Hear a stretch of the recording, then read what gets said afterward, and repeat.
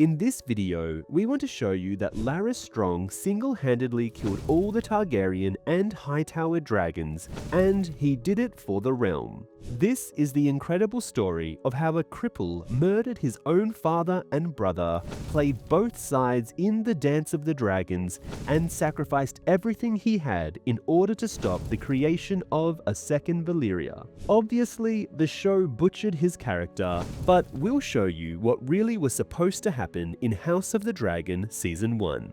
Did you know in the books, this is what really happened at Rhaenyra's wedding? Gyldayn writes, "Not long thereafter, Rhaenyra set sail for Driftmark on the Sea Snake, accompanied by her handmaids. Two of them, the daughters of the Hand and sisters to Sir Harwin. The Full Mushroom and her new champion, none other than Breakbones himself. In 114 AC, Rhaenyra Targaryen, Princess of Dragonstone, took to husband Sir Laenor Velaryon, knighted a fortnight before the wedding, since it was deemed necessary the prince consort be a knight. The bride was 17 years old, the groom 20, and all agreed they made a handsome couple. The wedding was celebrated with 7 days of feasts and jousting, the greatest tourney in many a year. Amongst the competitors were Queen Alicent's siblings, 5 sworn brothers of the Kingsguard, Breakbones, and the groom's favourite, Sir Joffrey Lonmouth, known as the Knight of Kisses. When Rhaenyra bestowed her garter on Sir Harwin, her new husband laughed and gave one of his own to Sir Joffrey. Denied Rhaenyra's favour, Criston Cole turned to Queen Alicent instead. So, after Rhaenyra and Cole's falling out, Criston chose to join Alicent Hightower and her faction while they seemed to be pretty weak and desperate for members. Cole did this because to him, Rhaenyra was a harlot and he considers Laenor to be a p***le. Gyldayn writes, Cole left Breakbones with a broken collarbone and a shattered elbow, prompting Mushroom to name him Broken Bones thereafter. But it was the Knight of Kisses who felt the fullest measure of his wrath. Cole's favourite weapon was the Morning Star, and the blows he rained down on Sir Laenor's champion cracked his helm and left him senseless in the mud. Borne bloody from the field, Sir Joffrey died without recovering consciousness 6 days later. This is so much better than what the show gave us, since in the show it made absolutely no sense why Criston wasn't executed after murdering the future king's best friend. However, here, in Amuelia, getting away with the murder makes so much more sense. Also, Cole choosing to wear Alicent's favour instead of Rhaenyra's would have made for great television, and killing Joffrey is a wordless acknowledgement that Cole believes Aegon is the rightful king of Westeros without ever needing to say it out loud. Gyldayn writes, Mushroom tells us that Sir Laenor spent every hour of those days at Joffrey's bedside and wept bitterly when the stranger claimed him. King Viserys was most wroth as well. A joyous celebration had become the occasion of grief and reclamation. It was said that Queen Alicent did not share his displeasure, however. Soon after, she asked that Sir Criston Cole be made her personal protector. The coolness between the king's wife and the king's daughter was plain for all to see. Even envoys from the free cities made note of it in letters sent back to Pentos, Braavos, and Old Volantis. Sir Laenor returned to Driftmark thereafter, leaving many to wonder if his marriage had ever been consummated. The princess remained at court, surrounded by her friends and admirers. Sir Criston Cole was not amongst them, having gone over entirely to the Queen's party, the Greens. But the massive and redoubtable Breakbones, or Broken Bones as Mushroom had it, filled his place, becoming the foremost of the Blacks, ever at Rhaenyra's side, at feast and ball and hunt. Her husband raised no objections. Sir Laenor preferred the comforts of High Tide, where he soon found a new favourite in a household knight named Sir Carl Corey. So, Harwin has successfully infiltrated Rhaenyra's camp, the same way Lionel has infiltrated Viserys's, and Larys will soon infiltrate Alicent. Maybe House Hightower's plan is to usurp House Targaryen as the dragon riders of Westeros with dragons of their own. However, House Strong are true believers that all dragons need to be killed, no exception. So each member of House Strong will work to not only destroy House Targaryen's dragons, but also House Hightower's. Maybe even Lionel Strong's daughters are also part of this conspiracy as Rhaenyra's handmaids. Also, after killing Joffrey and proving that he is not a Rhaenyra loyalist still, Alicent requests Cole becomes her personal protector, since now she would trust him. Also, take note here that Harwin has a broken collarbone from the wedding because it will come up later when Rhaenyra gets pregnant. Gildain writes, "Thereafter, though he joined his wife for important court events where his presence was expected, Sir Laenor spent most of his days apart from the princess." Septon Eustace says they shared a bed no more than a dozen times. Mushroom concurs, but adds that Carl Corey often shared that bed as well. It aroused the princess to watch the men disporting with one another, he tells us, and from time to time, the two would include her in their pleasures. Yet Mushroom contradicts himself, for elsewhere in his testimony, he claims that the princess would leave her husband with his lover on such nights and seek her own solace in the arms of Harwin Strong.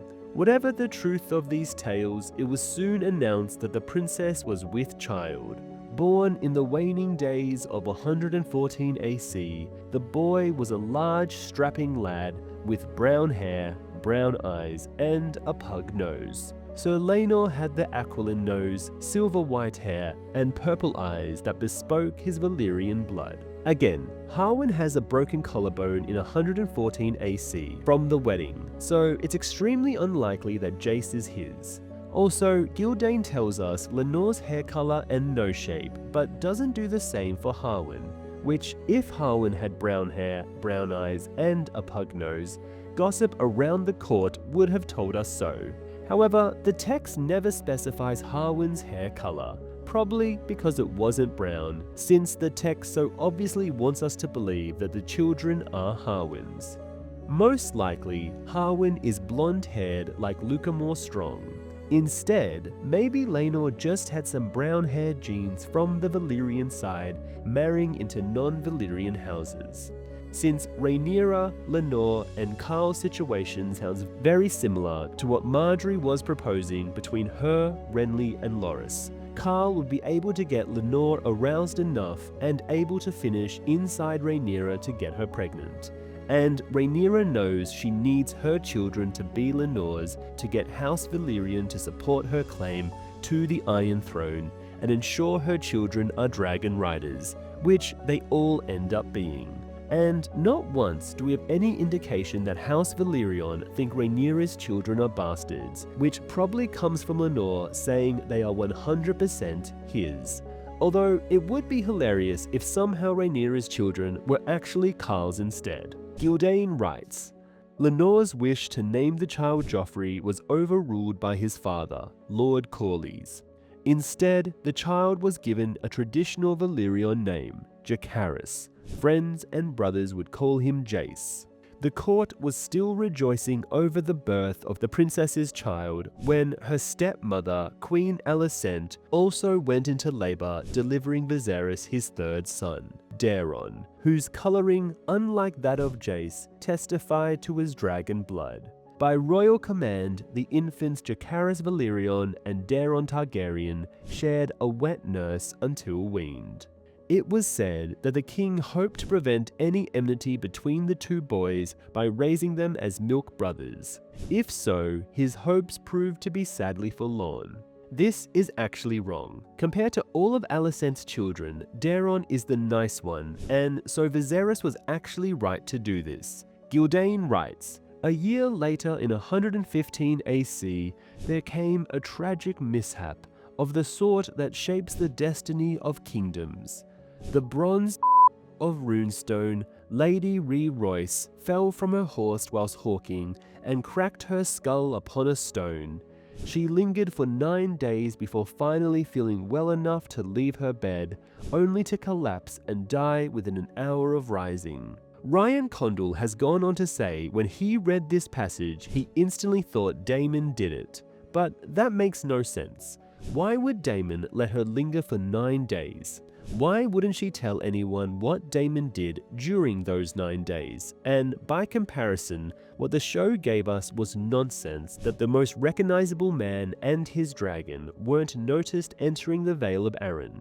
Also, the timing is terrible. Daemon would have killed her earlier in order to marry Rhaenyra, but now it's too late. The timing isn't suspicious enough to think that Daemon did it, and not only that, but Daemon was in the Stepstones. Gyldayn writes, "A raven was duly sent to Storm's End, and Lord Baratheon dispatched a messenger by ship to Bloodstone, where Prince Daemon was still struggling to defend his meager kingdom against the men of the Triarchy and their Dornish allies. Daemon flew at once for the Vale." And Gyldayn writes, "To put my wife to rest, Daemon said, though more like it was in the hopes of laying claim to her lands, castles, and incomes.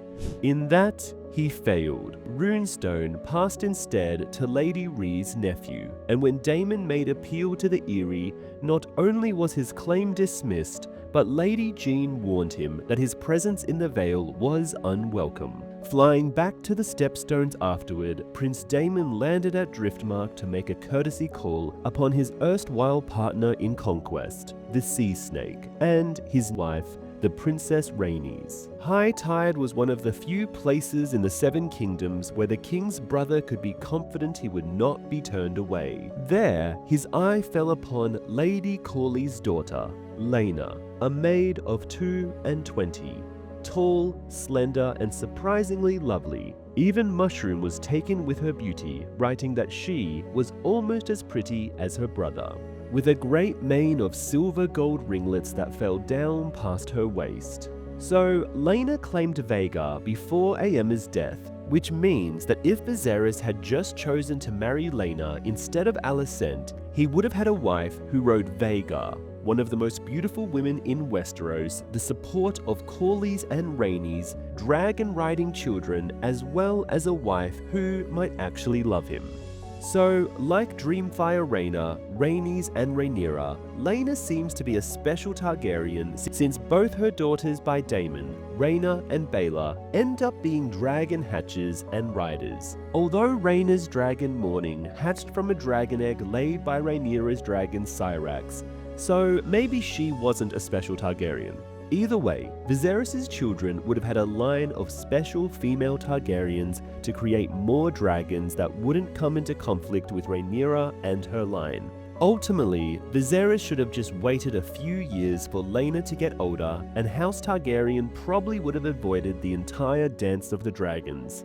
But Grand Maester Rungata pushed him to remarry after Daemon was exiled to the Vale. Gyldayn writes, Laena had been betrothed from the age of 12 to a son of the Sea Lord of Braavos, but the father had died before they could be wed, and the son soon proved a wastrel and a fool, squandering his family's wealth and power before turning up on Driftmark.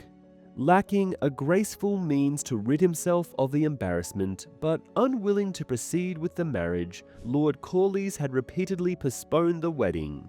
Prince Daemon fell in love with Laena, the singers would have us believe. Men of a more cynical bent believe the prince saw her as a way to check his own descent. Once seen as his brother's heir, he had fallen far down in the line of succession, and neither the Greens nor the Blacks had a place for him. But House Valyrian was powerful enough to defy both parties with impunity. Wary of the Stepstones and free at last of his bronze, Daemon Targaryen asked Lord Corlys for his daughter's hand in marriage. The exiled Braavosi betrothed remained an impediment, but not for long. Daemon mocked him to his face so savagely, the boy had no choice but to call him to defend his words with steel. Armed with Dark Sister, the prince made short work of his rival and wed Lady Laena Valyrian a fortnight later, abandoning his hard-scrabble kingdom on the Stepstones. So, Daemon did just brutally kill a young boy to get Laena's hand in marriage, but to be fair, how did the exiled Braavosi not know of Daemon's reputation? And really, he was the one who killed himself here. Like, he was planning to kill Daemon just because he got made fun of, which makes him no better than Daemon for killing him to steal Laena's hand. So, the marriage alliance that Corlys was trying to foster with Braavos was maybe to forge a new Valyrian-run empire in the Narrow Sea, with Braavos joining Corlys and Daemon's side against the Triarchy and Dorne. This probably would have swung the balance towards them winning the Stepstones. However, Corlys should have read some books and known that Braavosi do not like dragons and would not have appreciated Laena flying Vhagar into their anti-freehold refuge from dragons. Gyldayn writes, Prince Daemon knew that his brother would not be pleased when he heard of his marriage. Prudently, the prince and his new bride took themselves far from Westeros soon after the wedding, crossing the Narrow Sea on their dragons. Some said they flew to Valyria in defiance of the curse that hung over the smoking wasteland to search out the secrets of the dragon lords of the old freehold. Mushroom himself reports this as fact in his testimony, but we have abundant evidence that the truth was less romantic. Prince Daemon and Lady Laena flew first to Pentos, where they were feted by the city's prince. The Pentoshi feared the growing power of the Triarchy to the south, and saw Daemon as a valuable ally against the three daughters. From there, they crossed the disputed lands to Old Volantis, where they enjoyed a similar warm welcome. Then they flew up the Rhoyne to visit Qohor and Norvos. In those cities, far removed from the woes of Westeros and the power of the Triarchy, their welcome was less rapturous. Everywhere they went, however, huge crowds turned out for a glimpse of Vhagar and Caraxes. The dragon riders were once again in Pentos when Lady Laena learnt she was with child. Eschewing further flight, Prince Daemon and his wife settled into a manse outside the city walls as a guest of a Pentoshi magister until such time as the babe was born. So, what's ironic is that once again, Pentos is placing host to an exiled Targaryen monarch. Here, it is Daemon and Laena, but 200 years later, it will be Viserys and Daenerys living in a manse while they plan their return to Westeros. However, what might have happened when Daemon and Laena flew to Old Valyria is that their dragons didn't want to go. The same way Alysanne Targaryen's dragon, Dreamfire, ridden by Helaena in the dance, refused to fly over the walls because it doesn't make any sense why at least one Targaryen dragon rider hasn't flown over to see what's left of Valyria and why no ships ever return after sailing towards its coastline. Gyldayn writes, Meanwhile, back in Westeros, Princess Rhaenyra had given birth to a second son late in the year 115 AC. The child was named Lucerys, Luke for short. Septon Eustace tells us that both Sir Laenor and Sir Harwin were at Rhaenyra's bedside for his birth. Like his brother, Jace, Luke had brown eyes and a healthy head of brown hair, rather than the silver gilt hair of Targaryen princelings. But he was a large and lusty lad, and King Viserys was delighted with him when the child was presented at court. These feelings were not shared by his queen. Do keep trying, Queen Alicent told Sir Laenor, according to Mushroom. Soon or late, you may get one who looks like you. And the rivalry between the Greens and Blacks grew deeper, finally reaching the point where the Queen and Princess could scarce suffer each other's presence. Thereafter, Queen Alicent kept to the Red Keep, whilst the Princess spent her days on Dragonstone, attended by her ladies, Mushroom, and her champion, Sir Harwin Strong. Her husband, Sir Laenor, was said to visit frequently. So, in the books, Braybones is described as being the strongest man in Westeros, similar to the Mountain, which might be why Rhaenyra keeps him around the same way Cersei keeps Robert Strong around her. But the idea that Cersei would actually sleep with Robert Strong defies belief, and maybe this is the case for Harwin and Rhaenyra. Because what's inexcusable from Gyldayn is that he loves telling us Rhaenyra's children's hair and eye color when compared to Lenore. but doesn't once mention Harwin, Larys, or Lionel's hair or eye color. Gyldain somehow finds time to talk about Rhaenyra giving mushroom oral as a 14-year-old girl, but can't spare a single sentence about Harwin's hair color. And Rhaenyra can't be stupid enough to have 3 children in a row that aren't Lenore's like Cersei did, when the Greens at court are already spreading rumors from the start that her children are bastards.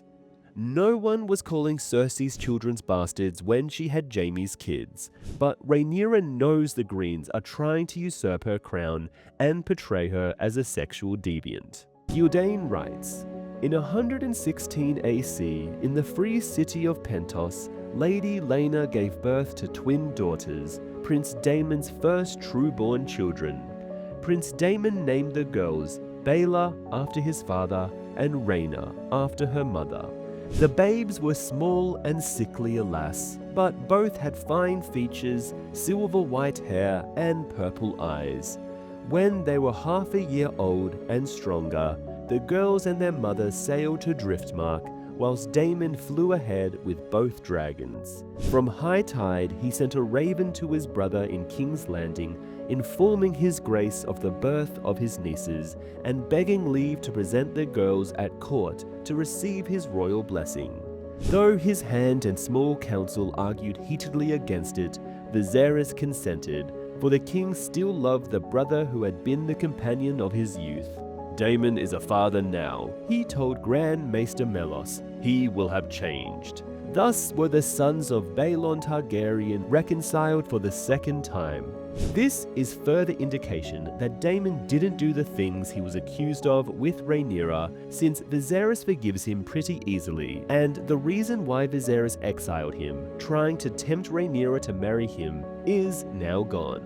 So what harm is there in letting Daemon return to court? If Daemon had actually slept with a 14-year-old Rhaenyra, Viserys would have done so much worse, considering Viserys is not above ordering the removal of tongues for just saying that Rhaenyra's children are bastards. Instead, Alicent urged Viserys to exile his brother to stop Daemon and Rhaenyra from entering a polygamous marriage, which would have had Oldtown and the Faith revolt. Viserys is a green dragon and knows he needs to keep Oldtown on side.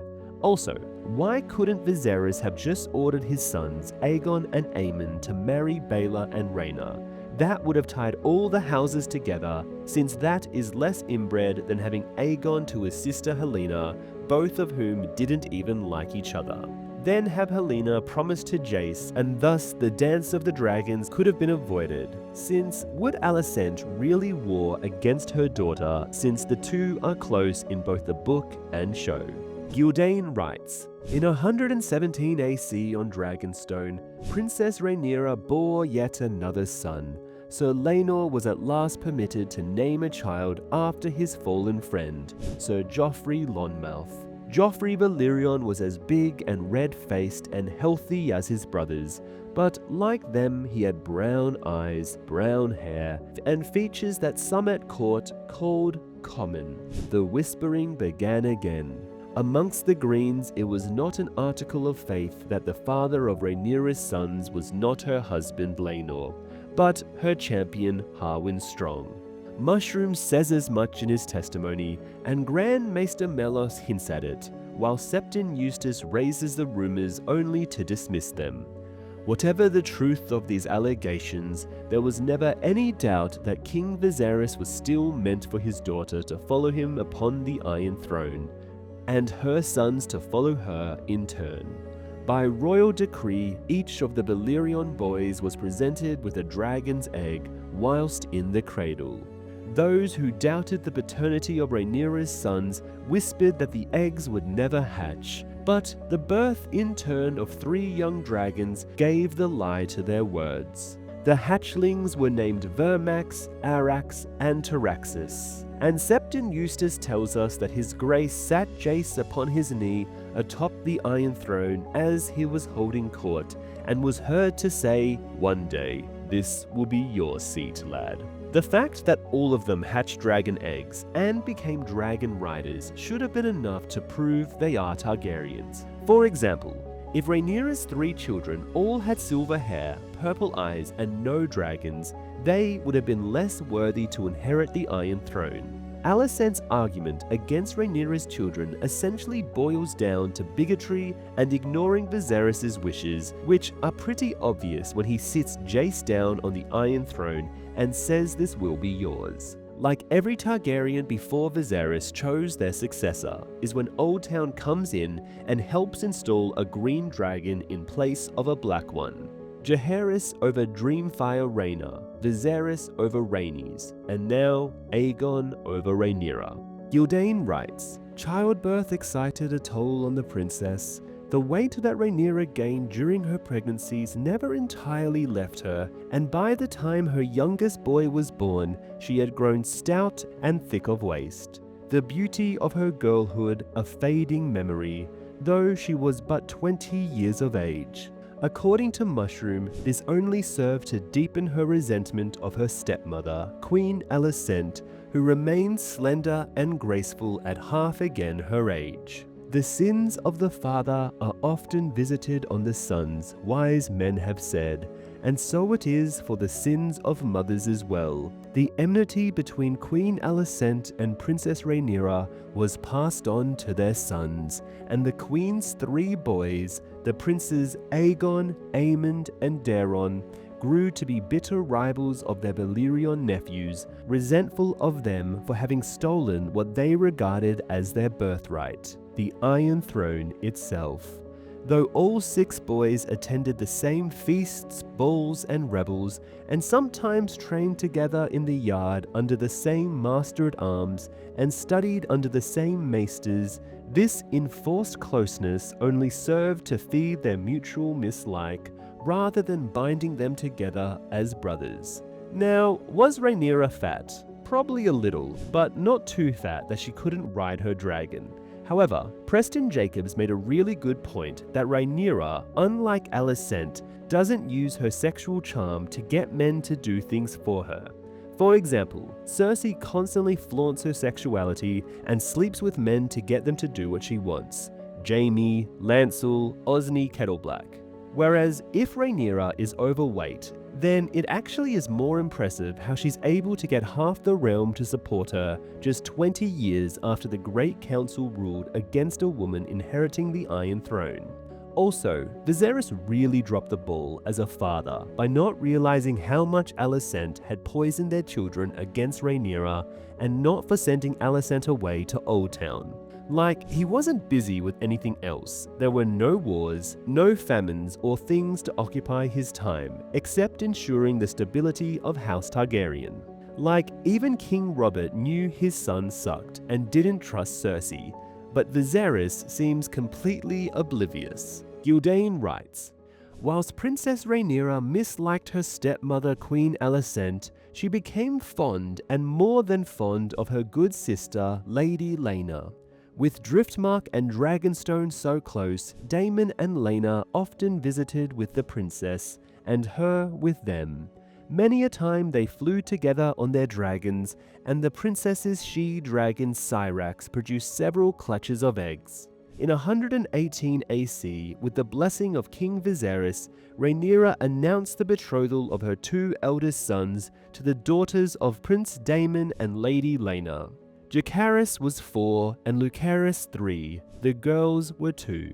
So, this was a huge mistake by Rhaenyra. She should have just proposed Jace to Baelor Targaryen and saved Luke to marry, I don't know, one of Boris Baratheon's daughters, so that way, if a war should break out, King's Landing will be completely surrounded by the Stormland armies and the Valyrian fleets, just like Rhaenys was planning to do before the Great Council of 101. There's also a lot of theories or fan art of Rhaenyra, Daemon, and Laena getting up to stuff, which I never thought of when I first read the text. But the line, more than fond, has sprouted so much fan art that it makes me feel like I must be wrong. Also, Syrax maybe produces a clutch of dragon eggs because she spends so much time with Caraxes and Vhagar perhaps. So again, maybe this is why Daemon and Rhaenyra couldn't be allowed to inherit the Iron Throne to stop the creation of a second Valyria. Gildane writes, And in 119 AC, when Lena found she was with child again, Rhaenyra flew to Driftmark to attend her during the birth. And so it was that the princess was at her good sister's side on the third day of that accursed year of 120 AC, the year of the Red Spring. So we have a bit of a 5-year time jump from Rhaenyra marrying Laenor in 114 to 120 AC, where all of the children are grown up enough to cut out Aemon's eye and sow the seeds of the Dance of the Dragons. What Viserys was so busy doing during this time remains the greatest mystery. Gyldayn writes, "A day and a night of labor left Laena Velaryon pale and weak, but finally she gave birth to the son Prince Daemon had so long desired. But the babe was twisted and malformed and died within the hour, nor did his mother long survive him. Her grueling labor had drained all of Lady Laena's strength, and grief weakened her still further, making her helpless before the onset of childbed fever. As her condition steadily worsened, despite the best efforts of Driftmark's young maester, Prince Daemon flew to Dragonstone and brought back Princess Rhaenyra's own maester, an elder and more experienced man renowned for his skills as a healer. Sadly, Maester Geradus came too late. After 3 days of delirium, Lady Laena passed from this mortal coil. She was but 27. During her final hour, it is said, Lady Laena rose from her bed, pushed away the scepters praying over her, and made her way from her room, intent on reaching Vhagar that she might fly one last time before she died. Her strength failed her on the tower's steps, however, and it was there she collapsed and died. Her husband, Prince Daemon, carried her back to her bed. Afterward, Mushroom tells us, Princess Rhaenyra sat vigil with him over Lady Laena's corpse and comforted him in his grief. Even from this passage, I can't tell whether Daemon, Laena, and Rhaenyra were in a polygamous relationship or not, but to me, it seems like Laena and Rhaenyra were just really close friends, or Daemon and Laena needed dragon eggs to give to their daughters, and only Rhaenyra's Syrax was producing clutches of dragon eggs, which were given to Rhaena and Baela to probably help forge their dragon alliance against the Greens. Also, it looks like Maester Geradus is the only Maester Rhaenyra trusts, and it would be super interesting if he hinted at the anti-Targaryen sentiments at the Citadel, which is why after Melos's death, Rhaenyra wanted Geradus instilled as Grand Maester, because honestly, the Maesters suck at keeping the Targaryens alive in this period. Baelon, son of Jaehaerys, dead. Aemma, wife of Viserys, dead. Baelon, heir for a day, dead. Laena Velaryon, dead. Viserys nearly dies from a cut on his hand before Geradus arrives, almost dead. They're not saving anyone, or at least Targaryens. Gyldayn writes, Lady Laena's death was the first tragedy of 120 AC, but it would not be the last. The Lord of the Tides and his lady were still in mourning for their beloved daughter when the stranger came again to carry off their son.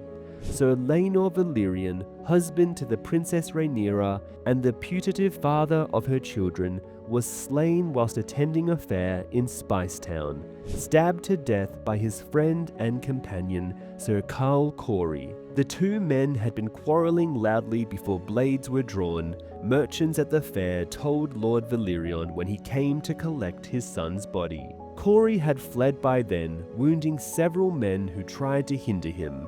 Some claimed a ship had been waiting for him offshore. He was never seen again. The circumstances of the murder remain a mystery to this day. Grand Maester Melos writes only that Sir Laenor was killed by one of his own household knights after a quarrel.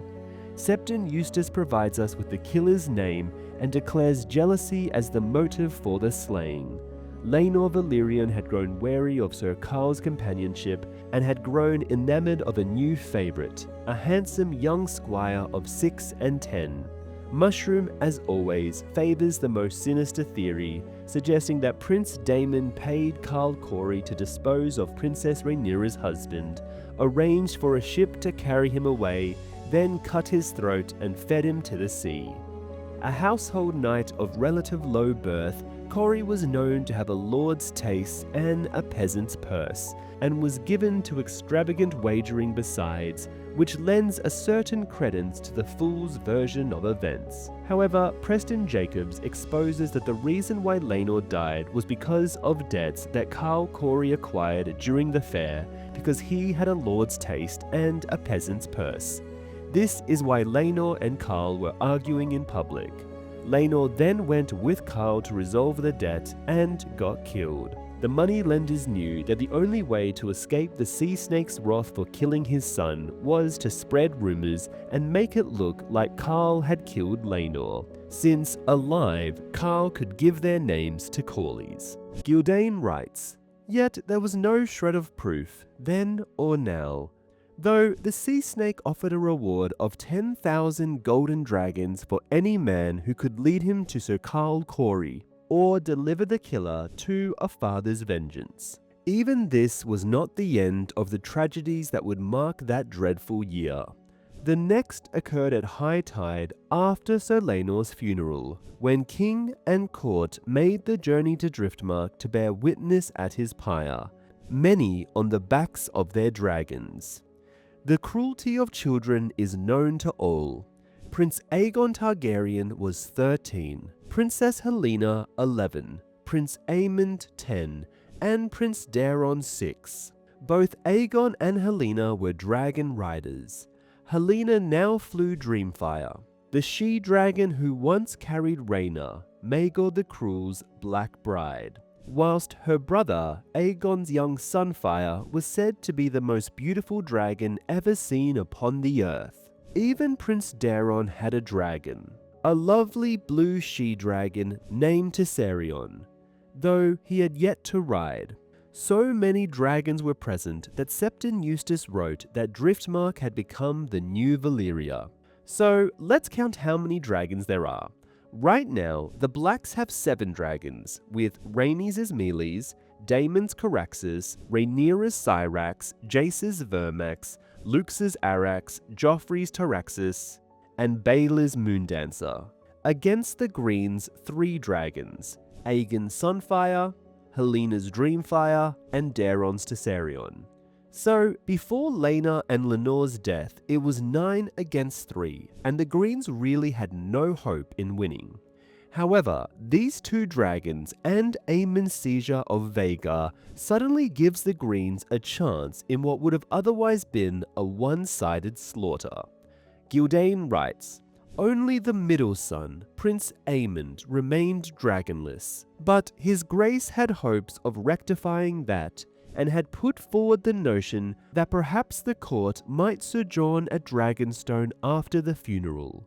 A wealth of dragon's eggs could be found beneath the Dragonmont, and several young hatchlings as well. The reason why Dragonstone has so many dragons is because Rhaenyra's Syrax keeps hatching them, and this is probably why she couldn't be allowed to become the Queen of Westeros."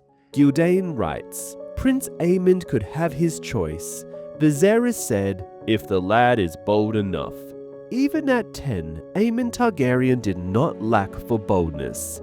The king's jibe stung, and he resolved not to wait for Dragonstone. What did he want with some puny hatchling or some stupid egg?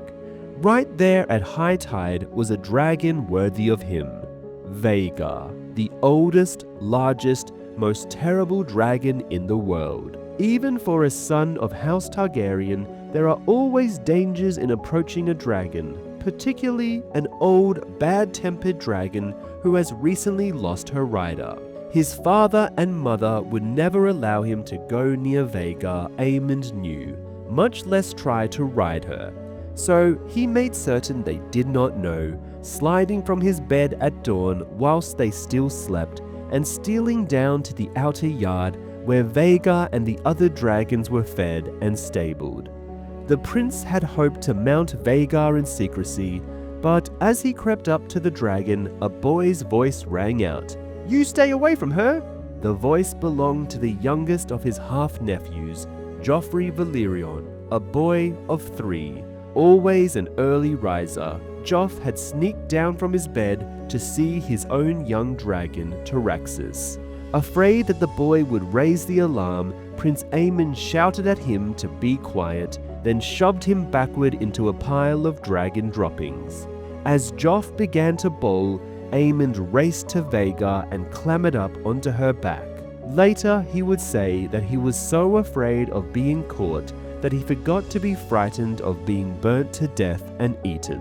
Why did Viserys have to make fun of Aemon? If he hadn't, and Aemon had just gotten a smaller dragon, the Greens never would have launched the Dance of the Dragons, since without Vhagar, there would have been no hope of success. Gyldayn writes, "Call it boldness, call it madness, call it fortune or the will of the gods or the caprice of dragons. Who can know the mind of such a beast? We do know this. Vhagar roared, lurched to her feet, shook violently, then snapped her chains and flew. And the boy Prince Aemon Targaryen became a dragon rider, circling twice around the towers of high tide before coming down again. But when he landed, Rhaenyra's sons were waiting for him. Joffrey had run to get his brothers when Aemon took to the sky, and both Jace and Luke had come to his call. The Valyrian princelings were younger than Aemon. Jace was 6, Luke 5, Joff only 3. But there were 3 of them. And they had armed themselves with wooden swords from the training yard. Now they fell on him with a fury. Aemon fought back, breaking Luke's nose with a punch, then wrenching the sword from Joff's hands and cracking it across the back of Jace's head, driving him to his knees. As the younger boy scrambled back away from him, bloody and bruised, the prince began to mock them, laughing and calling them the Strongs. Jace, at least, was old enough to grasp the insult.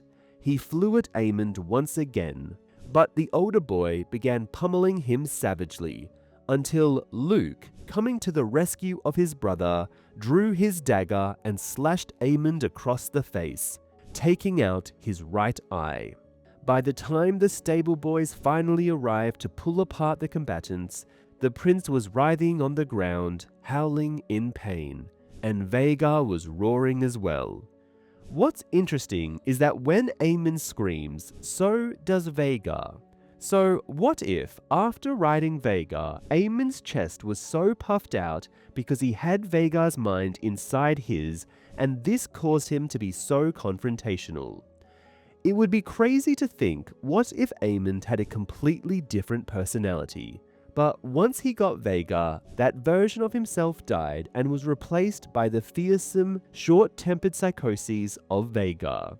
This might actually explain some of Aemon's future behavior if the dragon was influencing Aemon psychologically. Gyldayn writes, "Afterward, King Viserys tried to make a peace, requiring each of the boys to tender an apology to his rivals on the other side. But these courtesies did not appease their vengeful mothers.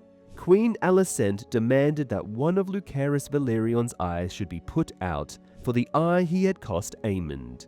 Princess Rhaenyra would have none of that, but insisted that Prince Aemon should be questioned sharply until he revealed where he heard her sons called Strongs.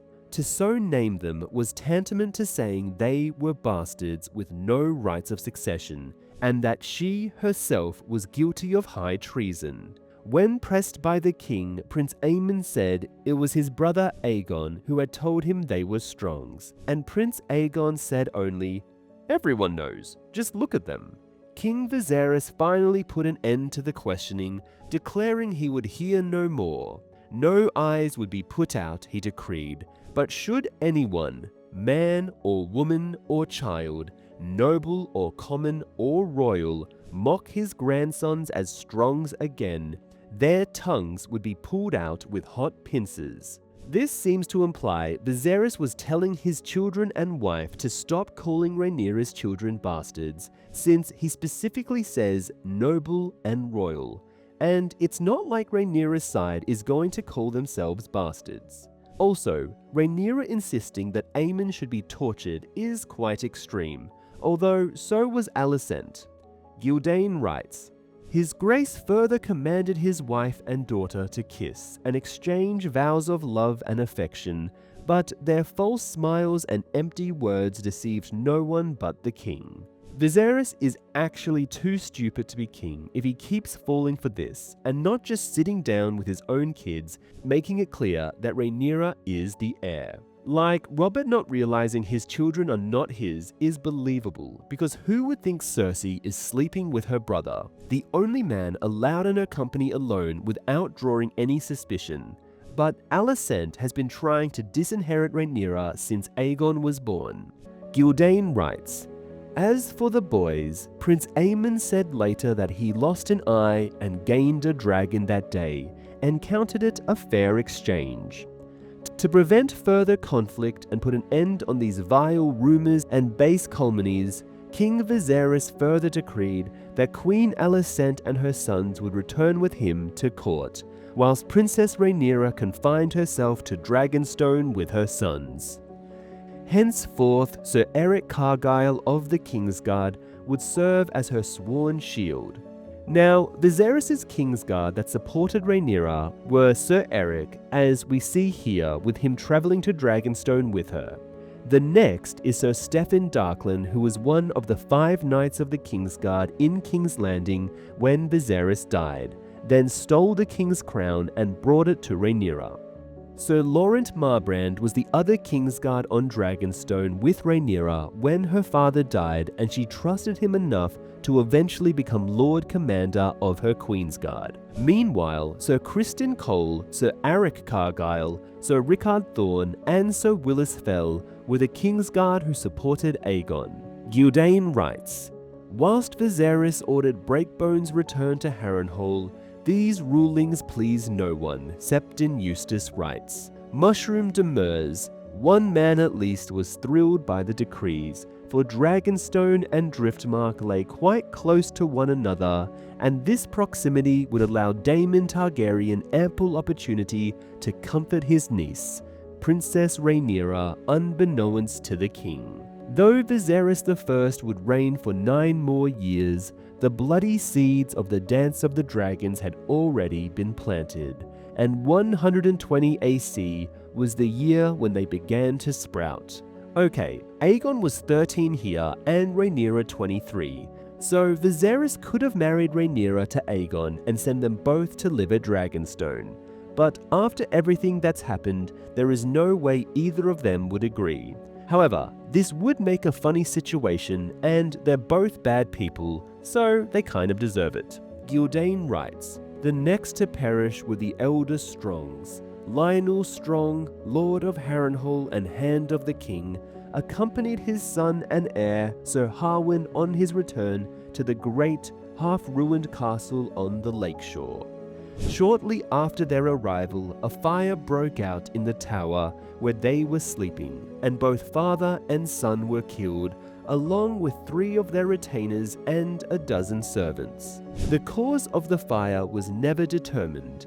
Some put it down to simple mischance, whilst others muttered that Black Harren's seat was cursed and brought only doom to any man who held it. Many suspected the blaze was set intentionally. Mushroom suggests that the sea snake was behind it, as an act of vengeance against the man who had cuckolded his son. Septon Eustace more plausibly suspects Prince Daemon removing a rival for Princess Rhaenyra's affections. Others have put forth the notion that Larys Clubfoot might have been responsible. With his father and elder brother dead, Larys Strong became the Lord of Harrenhal. The most disturbing possibility was advanced by none other than Grand Maester Mellos, who muses that the king himself might have given the command. If Viserys had come to accept that the rumors about the parentage of Rhaenyra's children were true, he might well have wished to remove the man who had dishonored his daughter, lest he somehow reveal the bastardy of her sons. Were that so, Lionel Strong's death was an unfortunate accident, for his lordship's decision to see his son back to Harrenhal had been unforeseen. So, Larys killed his dad and brother because they wanted dragons to rule Westeros, either Rhaenyra's or Aegon's, whereas you will see Larys will work with both blacks and greens to maximize the number of dragons being killed during the Dance of the Dragons, because honestly, it is the only way to make sense of Larys constantly shifting alliances and betrayals. And it actually makes Book Larys the most impressive character, since he essentially achieves his goal of freeing Westeros from the threat of dragons. Anyway, subscribe for more.